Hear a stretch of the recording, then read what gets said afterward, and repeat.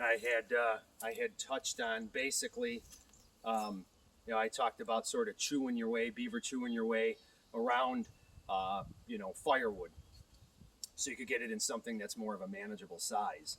And of course, that is one of the phenomenal attributes of having a larger knife.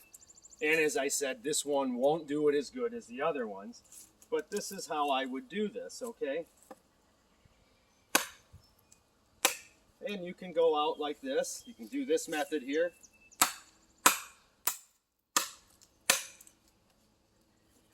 All right, or we can just stay right here. Usually it doesn't take too much, as you can see there. This is a piece of hard maple here that this just went through.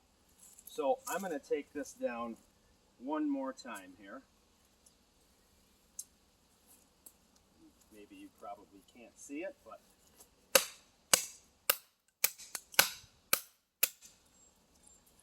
I chop low and I keep coming up a little bit higher on it.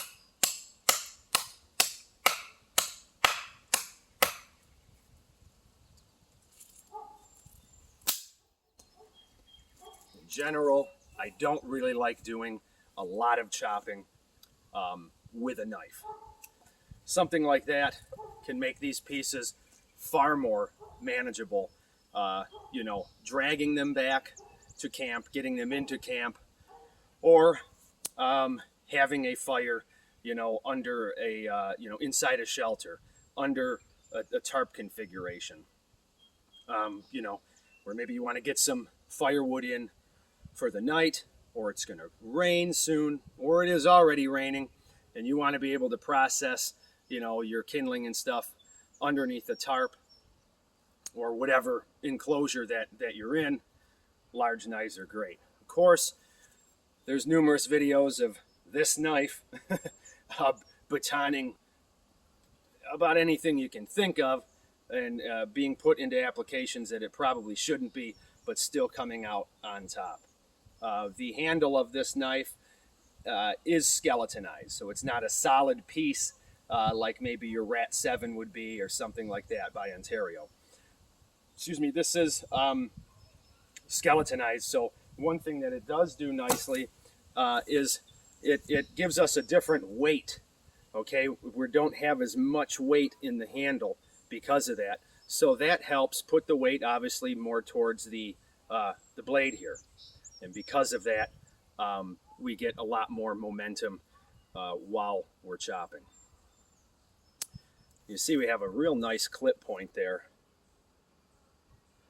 Gets nice and small, nice and narrow, which is good. I like a good pointy knife. I can't imagine you ever being in danger of breaking the tip on this knife. You have a lot of room in which you can baton. There's a lot of flat spine there. And in general, batoning really isn't that necessary. But in some instances it is. And in some instances it's really nice to be able to do it, to keep up on your skills and things like that. In terms of truncating or cross grain batoning, once again, you have plenty of real estate here on this flattened portion of the spine before this clip starts, this swedge, and before the ramp here. Okay, you've got more than enough room than you would ever be afforded with your bushcraft knife to do any type of batoning. And as I said, how big a pieces are you really going to need to tackle when you're out there? I would say no more than 4-inch, and that's even for campcraft. Okay, if it is any more than that, you've got to use your head, which you should be doing even if your knife can span the width of the round that you're going to baton. You should be using more of your mind a bit and make some wedges. Does not take long to make wedges, and it blows apart pieces a lot more readily than blasting your knife repeatedly down through. I enjoy sharpening a knife, and of course that's a benefit to from someone who enjoys using them. because I don't really view it as a chore or something that I hate to do. But it's nice to not have to constantly be sharpening a knife either. And if you use your knife, uh, with respect, and you utilize wedges and those things, and minimize batoning and splitting, it takes a lot of wear and tear off your knife, and your knife will stay nice and keen for the duration of your canoe trip or your hike or whatever.